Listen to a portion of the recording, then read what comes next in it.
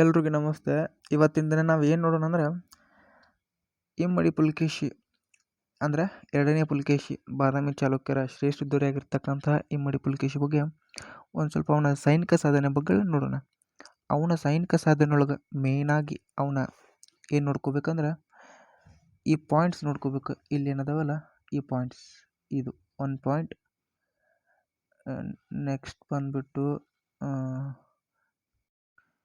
Next ಬಂದ್ಬಿಟ್ಟು ಈ point, ಇವೆಲ್ಲ ಈ ಪಾಯಿಂಟ್ ಏನೇನದಾವಲ್ಲ ಅಂದರೆ 7 ಪಾಯಿಂಟ್ ಅದಾವೆ.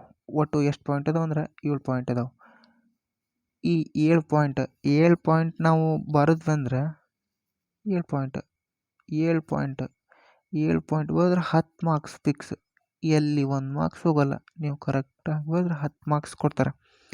ಎಲ್ಲೆಲ್ಲಿ ಕೇಳ್ತಾರೆ ಇದು ಕ್ವಶನ್ ಎಲ್ಲಿ ಬರುತ್ತೆ? ಇದು second PUC, next degree second sem ಬರ್ತಿದ್ದು, ಡಿಗ್ರಿ ಸೆಕೆಂಡ್ ಸೆಮ್. ಅದು ಯಾವ ಕ್ವಶನು, ಅದು ಯಾವ ರೀತಿ ಬರಿಬೇಕಂತಕ್ಕಂದ್ರೆ ಇಲ್ಲಿ ಕೆಳಗಿನ ಮೂಲಕ ಅಂದ್ರೆ ನಾವು ನೋಡೋಣ. ನೋಡ್ರಿ, ಒಣ್ಣೆಕವ ಅವರ ಚಿಕ್ಕಪ್ಪನಾಗಿರ್ತಕ್ಕಂಥ ಮಂಗಳೇಶನೊಡನೆ ಯುದ್ಧ ಮಾಡ್ತಾನೆ. ಯಾರ ಜೊತೆ? ಮಂಗಳೇಶನೊಡನೆ ಯುದ್ಧ ಮಾಡ್ತಾನೆ. ಇದು ಮೊದಲನೇ ಪಾಯಿಂಟ್. ನೆಕ್ಸ್ಟ್ ಯಾರ ಜೊತೆ ಅಂದರೆ ರಾಷ್ಟ್ರಕೂಟರ ಜೊತೆ ಮಾಡ್ತಾನೆ. ರಾಷ್ಟ್ರಕೂಟರ ದೊರೆಯಾಗಿರ್ತಕ್ಕಂಥ ಅಪ್ಪಾಯಿಕ ಮತ್ತು ಗೋವಿಂದರ ಜೊತೆ ಮಾಡ್ತಾರೆ. ಇದು ಎರಡನೇ ಪಾಯಿಂಟ್. ಇನ್ನು ಮೂರನೇ ಪಾಯಿಂಟ್ ಬಂದುಬಿಟ್ರೆ ಅಂದರೆ ನೆರೆಹೊರೆ ರಾಜ್ಯಗಳ ಮೇಲೆ, ಅಂದರೆ ಈಗ ಇಮ್ಮಡಿ ಪುಲಕೇಶಿಯ ನೆರೆಹೊರೆ ರಾಜ್ಯಗಳಿರ್ತಾವಲ್ಲ ಅವ್ರ ಮೇಲೆ ಅವ ದಂಡೆತ್ತಿ ಹೋಗ್ತಾನೆ. ಯಾಕಂದ್ರೆ ಅವನ ಸಾಮ್ರಾಜ್ಯನ ವಿಸ್ತರಣೆ ಮಾಡೋ ಸಲುವಾಗಿ ನೆರೆಹೊರೆಗಳ ರಾಜ್ಯಗಳ ಮೇಲೆ ದಂಡೆತ್ತಿ ಹೋಗ್ತಾನೆ. ನೆಕ್ಸ್ಟ್ ಥರ್ಡ್ ಒನ್ ನೋಡೋದಾದ್ರೆ ಇಲ್ಲಿ ಬರುತ್ತೆ ನೋಡು, ಏನಂದ್ರೆ ಇದು ನೆರೆಹೊರೆಗಳ ರಾಜ್ಯಗಳ ಮೇಲೆ ದಂಡೆತ್ತಿ ಹೋಗ್ತಾನೆ. ಇದಾಯ್ತಾ? ನೆಕ್ಸ್ಟು ಇದು 2 ಸಲ ರಿಪೀಟ್ ಆಗಿದೆ. ನೋಡೋಣ. ನೆರೆಹೊರೆಗಳ ರಾಜ್ಯಗಳ ಮೇಲೆ ದಂಡೆತ್ತಿ ಹೋಗ್ತಾನೆ. ನೆಕ್ಸ್ಟ್ ಇಲ್ಲೇನಿತ್ತು? 4ನೇದು ಹರ್ಷವರ್ಧನನ ಮೇಲಿದ್ದು, ಹರ್ಷವರ್ಧನೊಡನೆ ಯುದ್ಧ ಅಂತ ಹೇಳ್ಬೋದು. ನೆಕ್ಸ್ಟ್ ಪೂರ್ವದ ರಾಜ್ಯಗಳ ಮೇಲೆ ಯುದ್ಧ ಮಾಡ್ತಾನೆ. ಅಲ್ಲೇ ಪೂರ್ವದ ರಾಜ್ಯಗಳು. ಮತ್ತು ನೆಕ್ಸ್ಟ್ ಬಂದ್ಬಿಟ್ಟು ಪಲ್ಲವರೊಡನೆ ಯುದ್ಧ. ನೆಕ್ಸ್ಟ್ ಇವನ ಇತರೆ ಸಾಧನೆಗಳು. ನೆಕ್ಸ್ಟ್ ಉಪಸಂಹಾರ. ಈ ಉಪಸಂಹಾರ ನೀವು ಹಾಕ್ರಿ ಬಿಡ್ರಿ ನಡಿತೈತಿ. ಆದ್ರೆ ಮೇನ್ ಆಗಿ ಏನು ಹಾಕ್ಬೇಕಂದ್ರೆ ಇದು ಹಾಕಬೇಕು. ಪೀಠಿಕೆ ಇದೇನೈತಲ್ಲ, ಇದು ಪೀಠಿಕೆ ಏನೈತಲ್ಲ, ಇದು ಈ ಪೀಠಿಕೆ ಮೇನ್ ನಿಮ್ಗೆ ಔಟ್ ಆಫ್ ಟಾಪ್ 10 ಬೇಕಂದ್ರೆ ಇದೇನೈತಲ್ಲ ಇದು ಪೀಠಿಕೆ, ಈ ಪೀಠಿಕೆ ಹಾಕಬೇಕು. ಹಾಗಿದ್ರೆ ಅದು ಏನು ಅವನ ಸೈನಿಕ ಸಾಧನೆಗಳು ಅಂತಕ್ಕದನ್ನ ನಾವು ನೋಡೋಣ. ಈಗ ಮೊದಲು ಅವನ ಪೀಠಿಕೆ ಅಂತ ನೋಡೋಣ. ಏನು ಪೀಠಿಕೆ ಹಾಕ್ಬೇಕು? ನಿಮ್ಗೆ 10ಕ್ಕೆ 10 ಬೇಕಂದ್ರೆ ಇದನ್ನು ಹಾಕ್ರಿ. ದಕ್ಷಿಣಪತೇಶ್ವರ ಎಂದೇ ಖ್ಯಾತಿಯಾದ ಏನಂದ್ರೆ ಏನಂತ ಕರೀತಾರೆ? ದಕ್ಷಿಣಪತೇಶ್ವರ ಅಂತ ಕರೀತಾರೆ.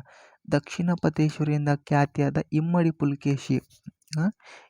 ಪುಲಕೇಶಿ ಬಾದಾಮಿ ಚಾಲುಕ್ಯರ ಶ್ರೇಷ್ಠ ದೊರೆ. ಯಾರಂದ್ರೆ ಬಾದಾಮಿ ಚಾಲುಕ್ಯರೊಳಗೆ ಜಗ್ಗ ಜನ ದೊರೆಗಳದಾರ, ಅದರಲ್ಲಿ ಶ್ರೇಷ್ಠ ದೊರೆ ಯಾಗಿದ್ದು ಭಾರತೀಯ ಇತಿಹಾಸದಲ್ಲಿ ಅಮರ ವ್ಯಕ್ತಿ. ಅಂದ್ರೆ ಇವನ ಯಾರೂ ಮರ್ತಿಲ್ಲ. ಇವನ ಅಮರ ವ್ಯಕ್ತಿ, ಇಂದಿಗೂ ಇಮ್ಮಡಿ ಪುಲಕೇಶಿ ಅಂತ ನೆನ್ಬಿಟ್ಟಾರ.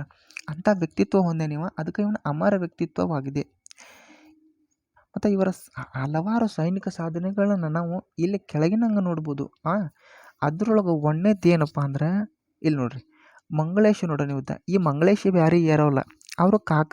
ಅವರ ಯಾರಂದ್ರೆ ಅವರ ಚಿಕ್ಕಪ್ಪ ಅಂತ ಹೇಳ್ಬೋದು. ಯಾರಂದ್ರೆ ಅವ್ರ ಚಿಕ್ಕಪ್ಪ. ಏನಂದ್ರೆ ಇವನ ಜೊತೆ ಅದಕ್ಕೆ ಯುದ್ಧ ಮಾಡ್ತಾನಂದ್ರೆ ಎರಡನೇ ಪುಲಕೇಶಿ. ಅಂದ್ರೆ ಎರಡನೇ ಪುಲಕೇಶಿ, ಇಮ್ಮಡಿ ಪುಲಕೇಶಿ ಅಂದ್ರು ಅಂದರೆ ಎರಡನೇ ಪುಲಕೇಶಿ ಅಂದ್ರು ಒಂದು. ಎರಡನೇ ಪುಲಕೇಶಿ ಅಂದ್ರೆ ಅಪ್ರಾಪ್ತ ಇರ್ತಾನೆ. ಅದ್ರ ಸಲುವಾಗಿ ಇವಂಗ ಅಧಿಕಾರ ಹಸ್ತಾಂತರ ಮಾಡೋದಿಲ್ಲ. ಒಣ್ಣೆಕ್ಕೆ ಅಪ್ರಾಪ್ತ ಇರುವ ಕಾರಣ ಇವಂಗ ಅಧಿಕಾರ ನೀಡುವುದಿಲ್ಲ.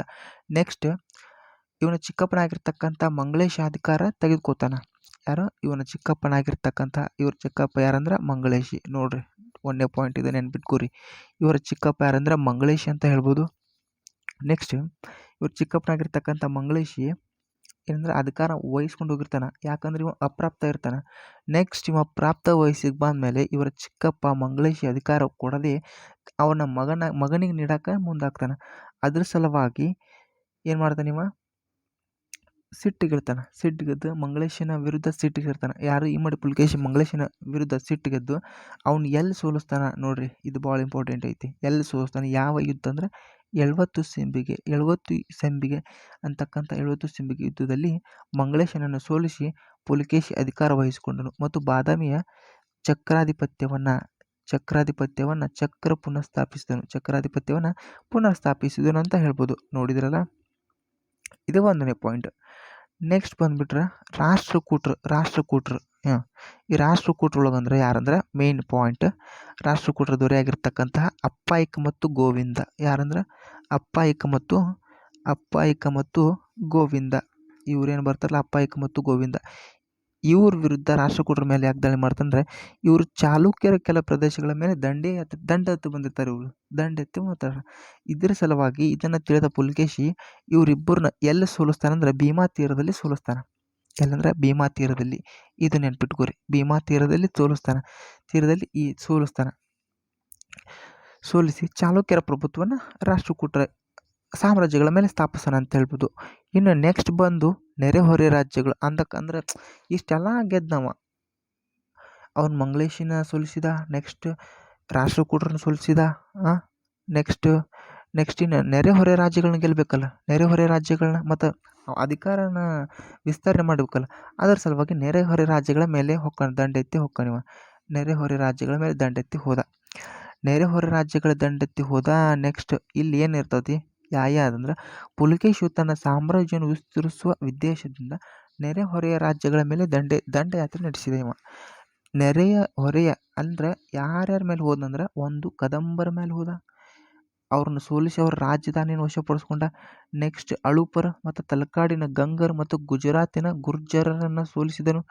ನೆಕ್ಸ್ಟ್ ಗುಜರಾತಿನ ಶಾಖೆಗೆ ಇವನ ಸಹೋದರನಾಗಿರ್ತಕ್ಕಂತಹ ಜಯಸಿಂಹನನ್ನ, ಇದು ಮೇನ್ ಪಾಯಿಂಟ್, ಗುಜರಾತಿನ ಶಾಖೆಗೆ ಅವನ ಸಹೋದರನಾಗಿರ್ತಕ್ಕಂಥ ಜಯಸಿಂಹನನ್ನ ಆಡಳಿತಾಧಿಕಾರಿಯಾಗಿ ನೇಮಿಸ್ತಾನೆ ಇವ.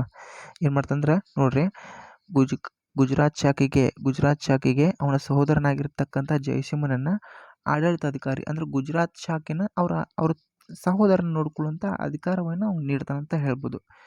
ಇನ್ನು ನೆಕ್ಸ್ಟ್ ಬಂದ್ಬಿಟ್ಟು ನೆರೆಹೊರೆ ರಾಜ್ಯಗಳಲ್ಲಿ ಆದಾತ ನೆಕ್ಸ್ಟ್ ತಲಕಾಡಿನ ಗಂಗರನ್ನು ನೇಮಿಸಿದ. ಇದು ಜಯಸಿಂಹನನ್ನು ನಿಲ್ಲಿಸಿದ. ಯಾವುದು ಗುಜರಾತ್ಗೆ ಜಯಸಿಂಹನ ಆಡಳಿತಾಧಿಕಾರಿಯಾಗಿ ನೇಮಿಸಿದ.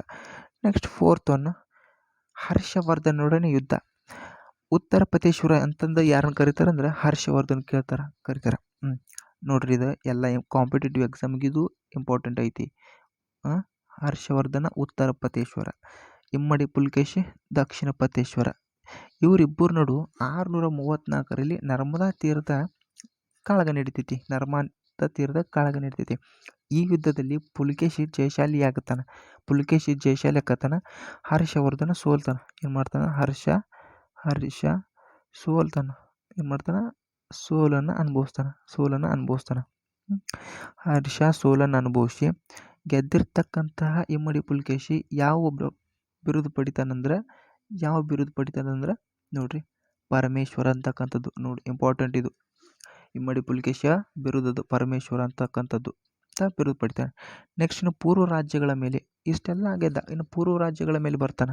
ಪೂರ್ವ ರಾಜ್ಯಗಳ ಮೇಲೆ ಎಲ್ಲಿ ಬರ್ತಾನಂದ್ರೆ, ಪುಲಿಕೇಶಿ ಪೂರ್ವ ಭಾರತದ ಕೋಸಲ ಮತ್ತು ಕಳಿಂಗ ಮತ್ತು ರಾಜ್ಯಗಳನ್ನ ಗೆಲ್ತಾನೆ. ಗೆಲ್ಲುವುದಲ್ಲ, ಇವರು ಶರಣಾಗತಿ ತೋರಿಬಿಡ್ತಾರೆ.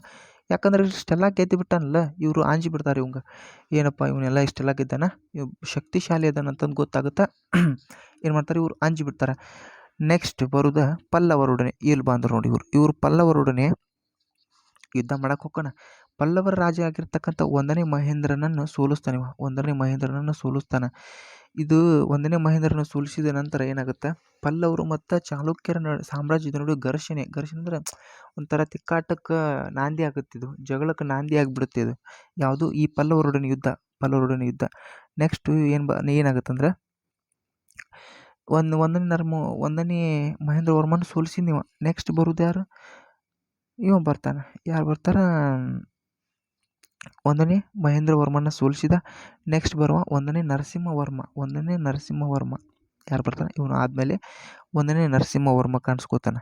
ನೋಡಿಲಿ, 1ನೇ ನರಸಿಂಹವರ್ಮ ಕ್ರಿಸ್ತ ಶಕ 648ರಲ್ಲಿ ಅಂದ್ರೆ 648ರೊಳಗೆ ಇಮ್ಮಡಿ ಪುಲಿಕೇಶಿ ಮತ್ತು ನರಸಿಂಹವರ್ಮನಿಗೆ ಯುದ್ಧ ನಡೀತೈತಿ.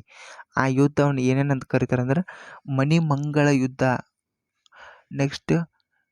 ನೆಕ್ಸ್ಟ್ ಸುರಮಾ ಯುದ್ಧ, ಅಂತಕ್ಕಂಥದ್ದು ಕರೀತಾರೆ. ನೆಕ್ಸ್ಟ್ ಪೆರಿಯಾಳ್ ಯುದ್ಧ ಅಂತದನ್ನು ಕರೀತಾರೆ. ಈ ಯುದ್ಧನ ಈ ಯುದ್ಧದೊಳಗೆ ಯಾರು ಗೆಲ್ತಾರಂದ್ರೆ ಪುಲಿಕೇಶಿ ಸೋಲನ್ನು ಅನುಭವಿಸ್ತಾನೆ. 1ನೇ ನರಸಿಂಹವರ್ಮ ಗೆಲುವನ್ನು ಪಡಿತಾನೆ ಅಂತ ಹೇಳ್ಬೋದು. 1ನೇ ನರಸಿಂಹವರ್ಮ ಗೆದ್ದು ಇವೇನಕ್ಕಂದ್ರೆ ವಾತಾಪಿ ಅಂದ್ರೆ ಈಗಿನ ಬಾದಾಮಿ. ವಾತಾಪಿ ಅಂದ್ರೆ ಈಗಿನ ಬಾದಾಮಿ. ಯಾವುದಂದ್ರೆ ಈಗಿನ ಬಾದಾಮಿ. ಇವು ಏನಕ್ಕಂದ್ರೆ ವಾತಾಪಿ ಕೊಂಡ ಅಂತಕ್ಕಂಥ ಬಿರುದನ್ನ ಯಾರು ಪಡ್ಕೋತಾರಂದ್ರೆ 1ನೇ ನರಸಿಂಹವರ್ಮ ಪಡ್ಕೋತಾನ. 1ನೇ ನರಸಿಂಹವರ್ಮ ವಾತಾಪಿ ಅಂತಕ್ಕಂಥ ಬಿರುದನ್ನು ಪಡ್ಕೊತಾನ. ನೆಕ್ಸ್ಟ್ ಇಲ್ಲಿ ಇಮ್ಮಡಿ ಪುಲಿಕೇಶಿ ತನ್ನ ಕೊನೆ ಉಸಿರು ಎಳಿತಾನಂತ ಐತಿ. ಎಲ್ಲಿಂದ್ರೆ ಪಲ್ಲವರ ನರಸಿಂಹವರ್ಮನ ಸತತ 3 ಯುದ್ಧಗಳಲ್ಲಿ ಒಂದು ಯಾವುದಂದ್ರೆ ನೋಡ್ರಿ ಪೆರಿಯಾಳ್ ಯುದ್ಧ, ಸುರ್ಮಾ ಯುದ್ಧ, ನೆಕ್ಸ್ಟ್ ಮಣಿಮಂಗಳ ಯುದ್ಧ ಕಂತದಲ್ಲಿ 3 ಯುದ್ಧಗಳು ಸತತವಾಗಿ ಅಕ್ಕವು. ಇಲ್ಲಿ ಇಮ್ಮಡಿ ಪುಲಿಕೇಶಿ ತನ್ನ ಕೊನೆ ಉಸಿರು ಎಳಿತಾನ. ನೆಕ್ಸ್ಟ್ ವಾತಾಪಿಕೊಂಡ ಅಂತಕ್ಕಂಥದ್ದು ಯಾರ್ದು 1ನೇ ನರಸಿಂಹವರ್ಮನ ಬಿರುದಾಗಿರ್ತೈತಿ. ಇದು ಹಾಕ್ರಿ, ಇಂಥವೆಲ್ಲ ಹಾಕಿದ್ರೆ ಪಾಯಿಂಟ್ ಬರ್ತಾವೆ, ಮಾರ್ಕ್ಸ್ ಕೊಡ್ತಾರೆ, ವ್ಯಾಲ್ಯೂಟರ್ ಮಾರ್ಕ್ಸ್ ಕೊಡ್ತಾರೆ ಯಾವಾಗಲೂ. ನೆಕ್ಸ್ಟ್ ನೋಡ್ರಿ ಇವನ ಇತರೆ ಸಾಧನೆಗಳು ಏನಂದ್ರೆ ಇಮ್ಮಡಿ ಪುಲಿಕೇಶಿ ಇತರೆ ಸಾಧನೆಗಳು ಏನಪ್ಪ ಅಂದ್ರೆ ಇಮ್ಮಡಿ ಪುಲಿಕೇಶಿಯು ಭಾರತೀಯ ಅಗ್ರಗಣ್ಯ ಅಂದ್ರೆ ಇವ ಅಗ್ರಗಣ್ಯ ಭಾರತೀಯ ಅರಸರಲ್ಲಿ ಇವ ಅಗ್ರಗಣ್ಯದನ. ಅಶೋಕ ಮುಂತಾದವರಲ್ಲಿ ಇವನ ಹೆಸರು ಅಜರಾಮರವಾಗೈತೆ ಅಂತ ಹೇಳ್ಬೋದು. ನೆಕ್ಸ್ಟ್ ಚೀನಾದ ಪ್ರವಾಸಿಗನಾಗಿರ್ತಕ್ಕಂಥ ಚೀನಾದ ಪ್ರವಾಸಿಗ ಯಾರಂದ್ರೆ ಹುಯೆನ್ ಕೂಡ ಇವನನ್ನ ಪರಾಕ್ರಮಿ ಅರಸ ಅಂತ ಕರೀತಾನೆ. ಯಾರನ್ನ? ಇಮ್ಮಡಿ ಪುಲಿಕೇಶಿನ ಪರಾಕ್ರಮಿ ಅರಸ ಅಂತ ಕರೀತಾರೆ. ನೆಕ್ಸ್ಟ್ ಇವನ ಏನಂದ್ರೆ ಬಿರುದುಗಳು ನೋಡ್ಬೇಕಂದ್ರೆ ನೋಡ್ರಿ ದಕ್ಷಿಣ ಪತೇಶ್ವರ, ರಾಜಾಧಿರಾಜ, ಸತ್ಯಾಶ್ರಯ, ಪೃಥ್ವಿವಲ್ಲಭ, ಕವಿಪುಂಗ, ಪರಮೇಶ್ವರ ಅಂತಕ್ಕಂಥ ಬಿರುದುಗಳನ್ನ ನೀವು ಪಡೆಯುತ್ತಾನೆ. ಇನ್ನೊಂದ್ಸಲ ನೋಡ್ರಿ, ಬಿರುದುಗಳು ಭಾಳ ಇಂಪಾರ್ಟೆಂಟ್, ಎಲ್ಲ ಕಾಂಪಿಟೇಟಿವ್ ಎಕ್ಸಾಮ್ಗೂ ಕೇಳ್ತಾರೆ. ದಕ್ಷಿಣ ಪತೇಶ್ವರ ಅಂತ ಕರೀತಾರ, ರಾಜಾಧಿರಾಜ ಅಂತ ಕರೀತಾರ, ಪರಮೇಶ್ವರ ಅಂತ ಕರೀತಾರ, ಕವಿಪುಂಗ ಅಂತ ಕರೀತಾರ, ಪೃಥ್ವಿವಲ್ಲಭ ಅಂತ ಕರೀತಾರ, ಮತ್ತು ಇವನ ಸತ್ಯಾಶ್ರಯ ಅಂತ ಕೂಡ ಕರೀತಾರ. ಯಾರನ್ನ? ಇಮ್ಮಡಿ ಪುಲಿಕೇಶಿನ ಅಂತಂದು ಹೇಳ್ಬೋದು. ಇನ್ನು ನೀವು ಈ ಉಪಸಂಹಾರ ಅಂತಕ್ಕಂಥದ್ದನ್ನು ಇದನ್ನು ಹಾಕ್ಬೇಕಂತೇನಿಲ್ಲ. ಏನಂದ್ರೆ ಉಪಸಂಹಾರ ಅಂತಕ್ಕಂಥದ್ದನ್ನು ಇದನ್ನು ಹಾಕ್ಬೇಕಂತದ್ದಿಲ್ಲ. ನೀವು ಕರೆಕ್ಟ್ 2 ಲೈನ್ ಬರೆದ್ರು ಅದು ಲಾಸ್ಟ್ ಅವ್ನ ಕನ್ಕ್ಲೂಷನ್, ಅವನ ಅಧಿಕಾರಾವಧಿ ಚಲೋ ಅಂತಂಗೆ ಬರ್ತ ಅದನ್ನು ಎಕ್ಸ್ಪ್ಲೇನ್ ಮಾಡಿ 2 ಲೈನ್ ಹೇಳಿದ್ರೆ ಮುಗೀತು, ಇಲ್ಲಿಗೆ ಮುಗೀತು. ನಿಮ್ಗೆ 10ಕ್ಕೆ 10 ಫಿಕ್ಸ್ ಬರುತ್ತೆ. ಬರಲಿಲ್ಲ ಅಂದ್ರೆ ನಂಗೆ ಹೇಳ್ರಿ, ಅದನ್ನು ನಾವು ರಿವ್ಯಾಲ್ಯೂಯೇಷನ್ ಹಾಕೋಣ ಏನು. ಸರಿ, ಮುಂದಿನ ವೀಡಿಯೋ ಯಾವ್ದು ಬೇಕು, ಯಾವ ರಾಜಮನೆತನದ ಬಗ್ಗೆ ಬೇಕು ಅದು ಕಮೆಂಟ್ ಮಾಡಿರಿ, ನಾನು ವೀಡಿಯೋ ಮಾಡ್ತೀನಿ. ಎಲ್ಲರಿಗೂ ನಮಸ್ತೆ, ಹೋಗಿ ಬರೋಣ.